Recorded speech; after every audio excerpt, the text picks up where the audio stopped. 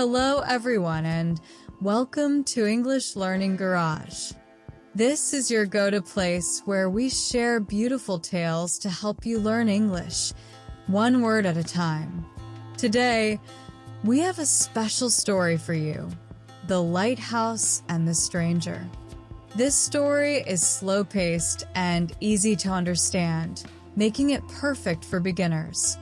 Through Maggie's journey in the mysterious town of West Bay, you'll learn new words, practice your listening skills, and enjoy the beauty of storytelling. So, grab a comfortable seat, maybe a cup of tea, and let's begin our journey into the world of stories. Are you ready? Let's start. The Lighthouse and the Stranger. In the small coastal town of West Bay, where the salty breeze carried whispers of the ocean and everyone knew everyone else's name, there was a man who didn't belong.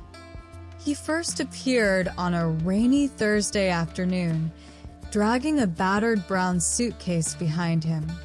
His clothes were plain but slightly too big, as if they'd been borrowed or bought secondhand. He wore no coat, despite the rain, and his thick black hair hung in damp curls around his face. His eyes, gray like storm clouds, held a kind of quiet intensity that made people uncomfortable. His arrival would have gone unnoticed if not for the fact that West Bay was the kind of place where new faces were rare. Tourists came in the summer, stayed a week or two, and left. But this man wasn't a tourist. He checked into the harbor view and with no luggage other than his suitcase, paid for a month's stay in advance, and spent his days walking along the cliffs or sitting silently at the town's only diner. No one knew his name, and no one asked. They simply called him the Stranger.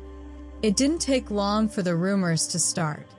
Mrs. Whitaker, who owned the bakery on Main Street, swore she had seen the stranger talking to himself late at night outside the church. She claimed he was holding something shiny in his hand, a knife, perhaps. Charlie, the bartender at the Rusty Anchor, told anyone who would listen that the stranger had no reflection. "I'm telling you," he said to a group of regulars one night, "I saw him sitting by the window, and when the sun hit the glass, there was nothing there, just the chair." Then there was Maggie, a teenager who worked weekends at the diner. She said the stranger left cryptic notes on napkins, short sentences that made no sense. One read, "The sea knows." Another said, "It always ends at the lighthouse." Of course, no one could prove any of this. But in a town as small and isolated as West Bay, mystery had a way of growing legs and running wild. The real trouble began 2 weeks after the stranger's arrival. One night, the light at the West Bay lighthouse went out. This had never happened before, not in living memory. The lighthouse was the town's lifeline, its beacon for fishing boats and cargo ships navigating the rocky coastline. Without it, the sea became a death trap. That very night, a fishing trawler called the Morning Star struck a hidden reef and capsized. 2 men drowned, and a third, young Caleb Morris, washed ashore, barely alive. He was found at dawn, muttering incoherently about the light going out and a man standing in the waves. The town was in uproar. People blamed the storm, faulty maintenance, even the spirits of drowned sailors. But when someone mentioned the stranger's name, the blame shifted. It wasn't long before people began whispering that he had something to do with it. The stranger's behavior didn't help his case. While the town mourned the loss of the fisherman, he remained silent. He didn't attend the memorial service or offer condolences to the grieving families. Instead, he continued his solitary walks, always ending up at the cliffs near the lighthouse. One evening, Maggie, the diner waitress, worked up the courage to approach him. "Why do you keep going to the lighthouse?" she asked, setting down his coffee. The stranger looked up at her, his gray eyes unreadable. "To listen," he said simply. "Listen to what?"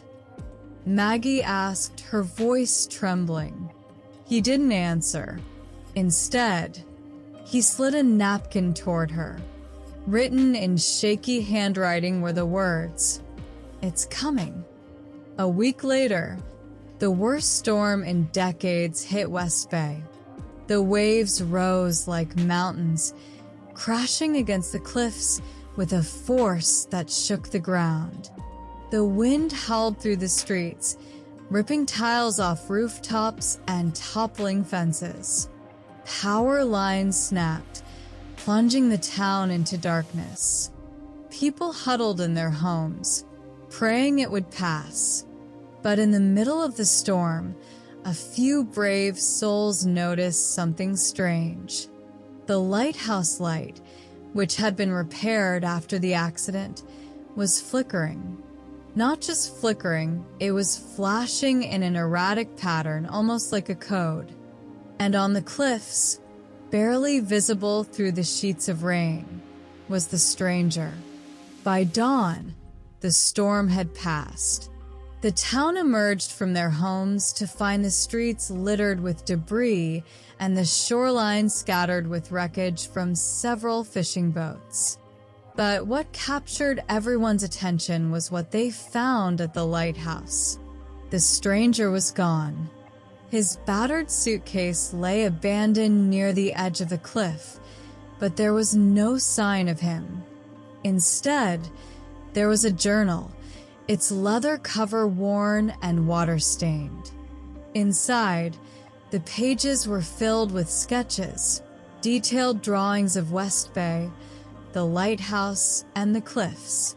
But there was one image that appeared over and over, a dark, shadowy figure rising from the sea. The last page of the journal contained only 2 sentences. "The sea never forgets, and it always begins again." The town never saw the stranger again. His room at the Harbor View Inn was empty, save for a single silver coin left on the nightstand.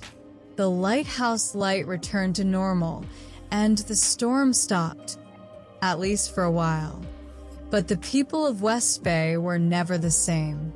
They couldn't explain what had happened, and they didn't try. The journal was locked away in the town hall, its contents deemed too unsettling for public view. And though they rarely spoke of it, the townsfolk developed an unspoken rule. No one went near the cliffs after dark. As for the mystery itself, it lingered like a fog over West Bay. Days later, children whispered the tale of the stranger around campfires, embellishing the details with each telling. Some said he was a ghost, others a guardian of the sea, and a few swore he was something darker, a harbinger of storms or doom. But every so often, on a windy night, the lighthouse light would flicker in that same erratic pattern. And in those moments, if you were brave or foolish enough to stand on the cliffs and stare into the waves, you might see him, a figure with storm-gray eyes, listening to the sea, waiting for whatever was coming next. Months after the stranger disappeared, life in West Bay seemed to return to normal, or at least what passed for normal in a town where the sea constantly whispered and the lighthouse stood like a silent guardian against an invisible threat.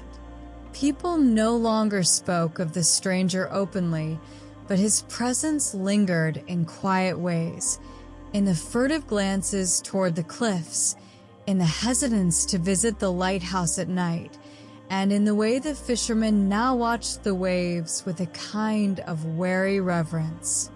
But curiosity, like the tide, has a way of returning, and no one in West Bay was more curious than Maggie.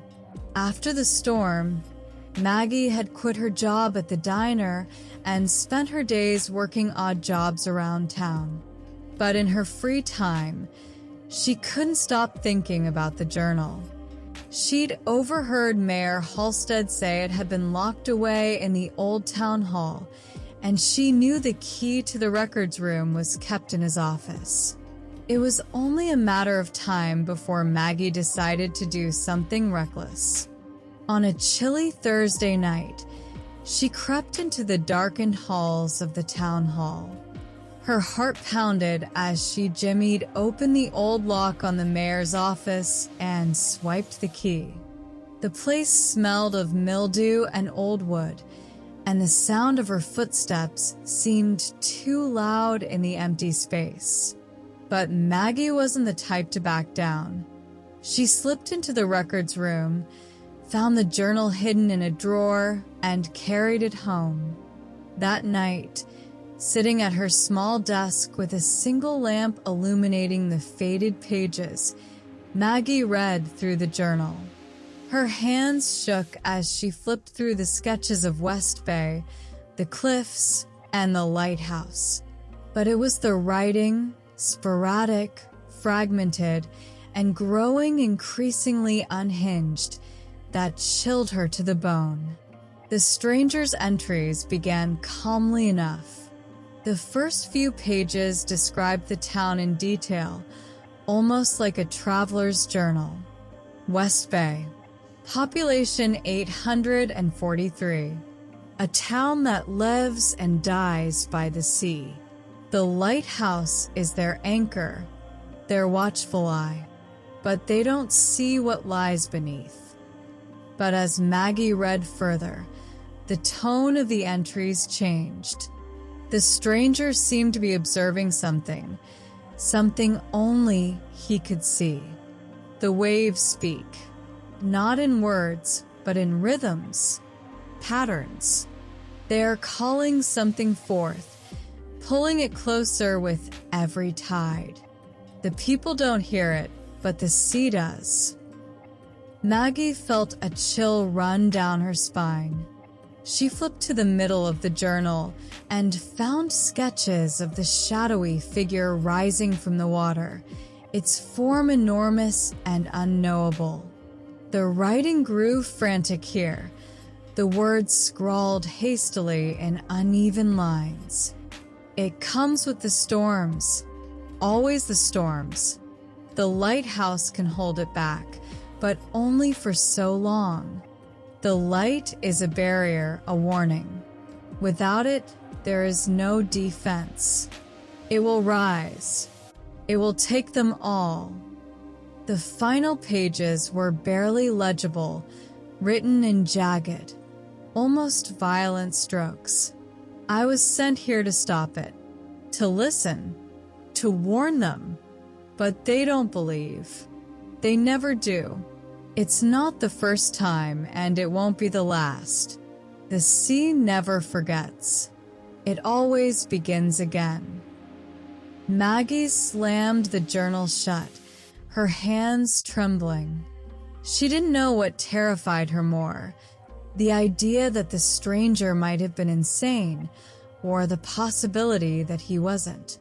Determined to learn more, Maggie decided to visit the one person who might know the truth about the lighthouse, Henry Thatcher, the old lighthouse keeper. Henry was a grizzled man in his 70s, with a permanent scowl and a reputation for keeping to himself. He had lived in the lighthouse for over 40 years, maintaining its light through storms and calm seas alike. Maggie found him on the lighthouse steps, repairing a rusted railing. He looked up as she approached, his expression wary. "What do you want?" he grunted. "I need to ask you about the stranger," Maggie said, holding up the journal. "And the lighthouse." Henry's eyes narrowed. For a moment, she thought he might send her away. But then he sighed and gestured for her to follow him inside.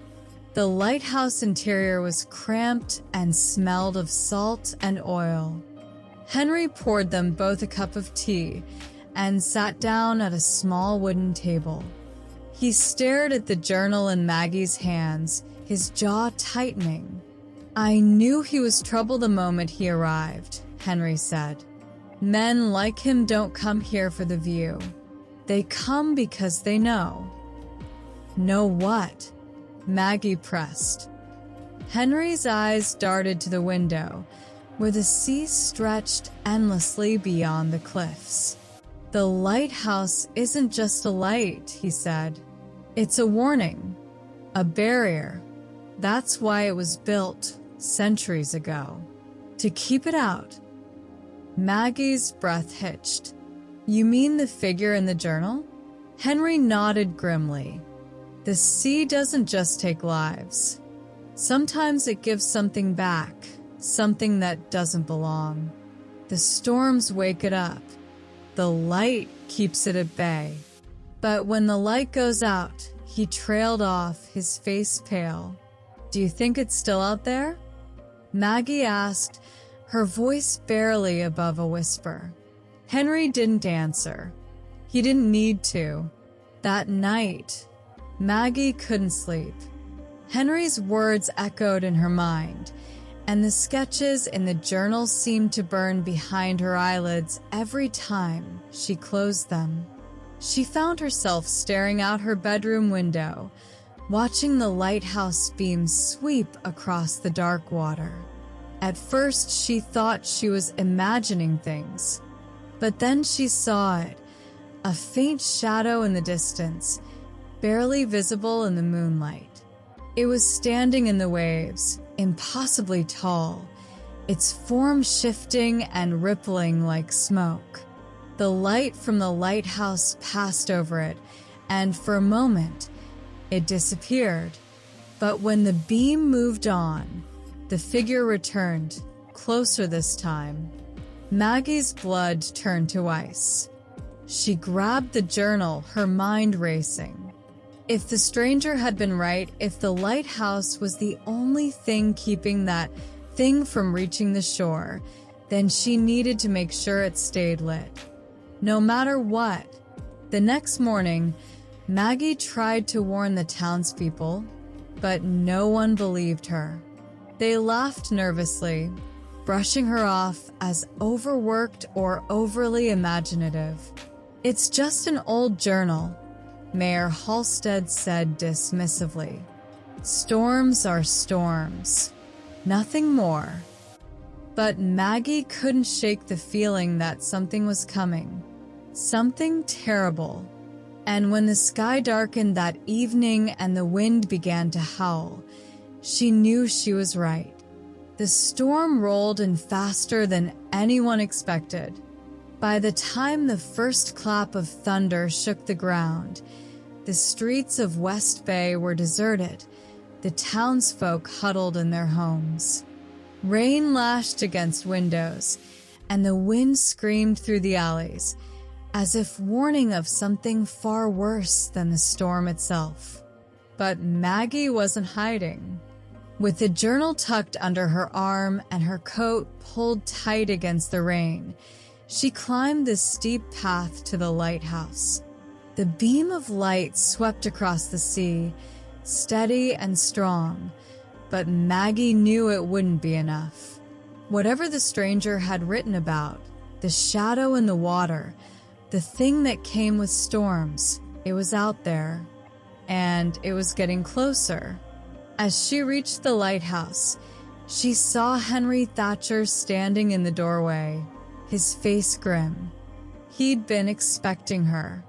"You shouldn't have come," he said, his voice barely audible over the roar of the wind. You saw it too, didn't you? Maggie demanded. The figure in the waves. Henry hesitated, then gave a slow nod. It's been out there all day, watching. We have to do something, Maggie said. The stranger's journal. It says the light is the only thing keeping it away. If the storm gets worse, if the light goes out again. I know, Henry interrupted, but there's only so much the light can do. The sea has its own rules, girl. You can't fight it. Maggie shook her head, her heart pounding. We have to try. Inside the lighthouse, the walls groaned under the pressure of the storm. The great lamp at the top of the tower still shone brightly, but its steady rhythm seemed strained, as if the storm were trying to snuff it out. Henry and Maggie climbed the spiral staircase to the lantern room, where the massive Fresnel lens rotated slowly, casting its beam across the churning sea. Through the rain-streaked glass, Maggie saw the shadow again. It was closer now, standing in the shallows near the cliffs. Its form was massive and shifting, its edges blurred like smoke or mist. And yet, there was something solid about it, something ancient and unyielding. The light swept over the figure, and for a moment, it vanished. But when the beam passed, it reappeared, even closer than before. It's testing the light, Henry muttered, trying to find a way through. Maggie stared at the figure, a chill crawling down her spine. What is it? Henry didn't answer right away. He simply stared at the waves, his face pale. Finally, he said, It's the sea's memory. Maggie frowned. What does that mean? The sea remembers everything it's ever taken, Henry said quietly. Every shipwreck, every storm, every life lost to the waves. Sometimes that memory takes shape. Sometimes it tries to come back. Maggie's breath caught in her throat. And if it gets past the light? Henry's expression darkened. Then it'll take more than memories next time.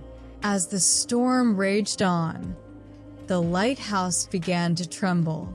Maggie and Henry worked together to keep the lamp running, checking the mechanisms, refueling the oil reserves, and making sure the lens stayed clear.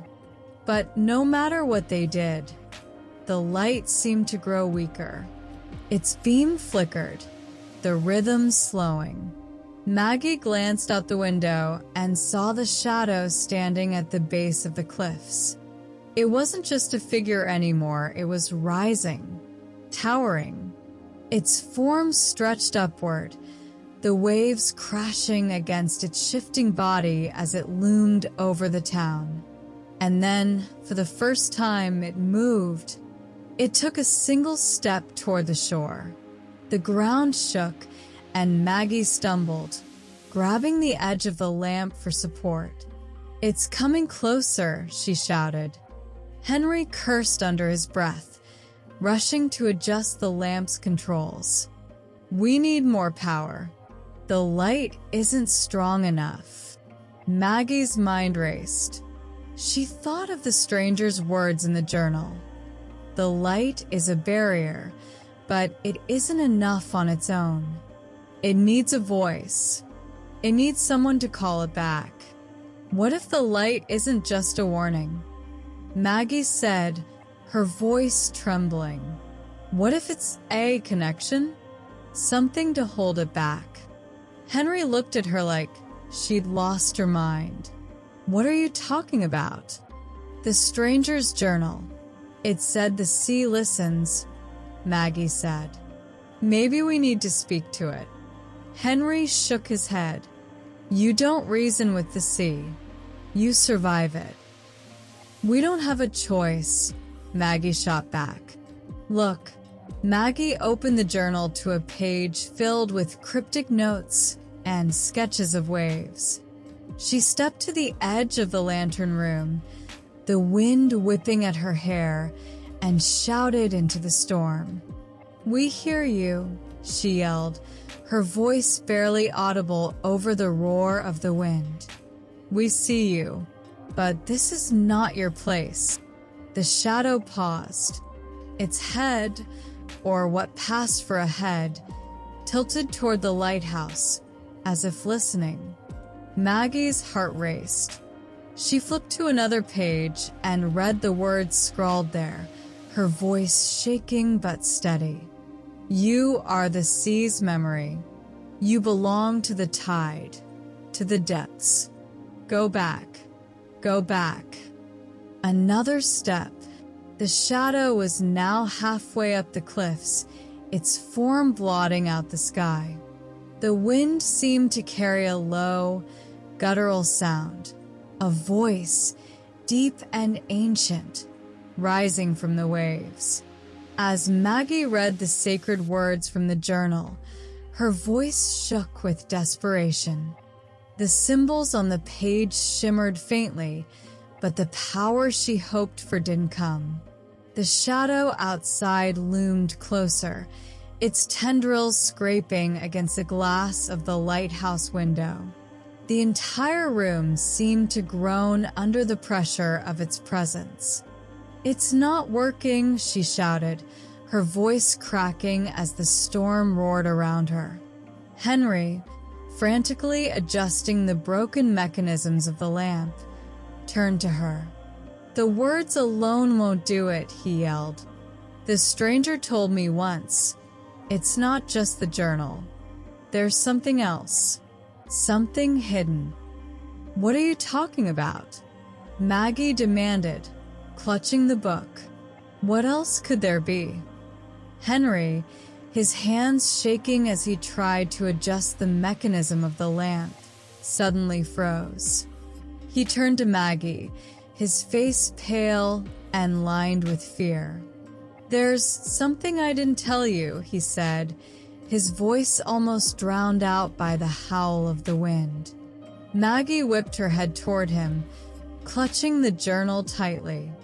"What are you talking about?" she demanded. "What didn't you tell me?" Henry hesitated, as if trying to decide whether to share what he knew. The lighthouse shuddered violently, and the shadow outside loomed closer, its tendrils curling against the glass of the lantern room window. Finally, Henry seemed to make up his mind. "The day the stranger disappeared," he began, shouting to be heard over the storm, "I was the first to reach the cliffs." Everyone was too busy looking at the journal he left behind, poring over the sketches, trying to make sense of the symbols. "What about it?" Maggie asked, panic creeping into her voice. Henry took a step closer to her, his voice strained and hoarse. "They didn't see it, but I did." At the base of the cliffs, half buried in the rocks, there was a small ink bottle, black glass, glowing faintly, just like this storm. "I don't know why I took it, but something told me it was important." Maggie's eyes widened. "The ink." Henry nodded, gripping the railing as the lighthouse groaned again. "I didn't tell anyone about it. I brought it back here and locked it away in the chest in the storeroom. I thought maybe it was just a trinket, a leftover from whatever the stranger was doing. But now..." He didn't finish. Another crack of thunder shook the room, and Maggie didn't need him to finish. She understood. "The ink," she said, her voice trembling. "The stranger left it for us. He knew we'd need it." Henry nodded grimly. "It's in the chest. But if we don't act fast, that thing out there is going to tear this place apart." Maggie bolted down the spiral staircase, the journal clutched tightly to her chest. The roar of the storm grew fainter as she descended into the storeroom, but the groaning of the lighthouse's foundation was impossible to ignore. The storm was testing its strength, and they were running out of time. The storeroom was dark and cluttered, filled with crates, tools, and broken parts that had been left to rust. In the corner, just as Henry had said, sat an old chest, its surface warped and covered in a thick layer of dust. Maggie wasted no time. She dropped to her knees and tugged at the latch, but it wouldn't budge. "Come on," she muttered, her voice taut with frustration. Her eyes darted around the room until they landed on a crowbar leaning against the wall. She grabbed it, wedging the sharp edge beneath the lid of the chest. With a grunt and a desperate shove, the latch gave way, the lid creaking open with a sound like a low moan. Inside, nestled among yellowed cloth and a few brittle papers, was the ink bottle. It was just as Henry had described, made of black glass, etched with glowing symbols that seemed to shift as Maggie looked at them. She could feel a faint warmth emanating from it, pulsing like a heartbeat. Carefully, she lifted it from the chest, holding it up to the dim light. The liquid inside swirled like smoke and starlight, shimmering faintly in the darkness. "This is it," she whispered to herself, a strange sense of both awe and dread washing over her. "This is what he left for us." Above her, the lighthouse trembled again, and she heard Henry shout her name. The shadow was pressing harder against the walls. There was no time to waste. Clutching the ink bottle tightly, Maggie raced back up the stairs. When she burst back into the lantern room, Henry was bracing himself against the railing, his face pale with strain. The golden light in the lamp was flickering dangerously, and the shadow outside had grown even larger, its tendrils lashing against the lighthouse like a living storm. "Did you find it?" Henry yelled. Maggie held up the ink pot. "I think this is it," she said, though she wasn't entirely sure. She set the journal on the table and carefully unwrapped the ancient cloth sealing the pot. The moment the stopper was removed, a faint, otherworldly glow emanated from the ink. It was thick and dark, almost black, but as it moved inside the pot, it shimmered with hints of gold and silver, like liquid starlight. "What now?" Henry asked, his voice trembling. Maggie hesitated. Then she remembered something the stranger had written in the journal. The words bind the memory, but only when written with the ink of the sea's first breath. "It's the ink," she realized. The words need to be rewritten with it. She dipped her finger into the pot, the ink cool and electric to the touch, and pressed it to the journal's page. As she traced the ancient symbols already on the page, they began to glow brighter, their light spreading outward like ripples in water. The symbols rearranged themselves, forming new phrases, more powerful and complete than before. Maggie didn't need to think about what to write. The words seemed to flow through her, as if the ink itself were guiding her hand. Her voice rang out as she spoke the sacred lines, her confidence growing with each word. "By the ink of the first breath, by the light that binds, return to the depths that bore you. Be unmade, be gone." The lighthouse trembled, the air crackling with energy. The golden light of the lamp flared to life again, stronger than ever, cutting through the storm with a brilliance that seemed almost alive. The shadow outside froze, its tendrils recoiling as if struck. The shadow let out a deafening roar, a sound so ancient and primal that it made Maggie's chest ache. It writhed and twisted, its form breaking apart as the golden light from the lighthouse struck it again and again. Maggie continued to trace the glowing symbols in the journal, her voice steady and firm. "You are the memory of the sea," she shouted. "You belong to the depths.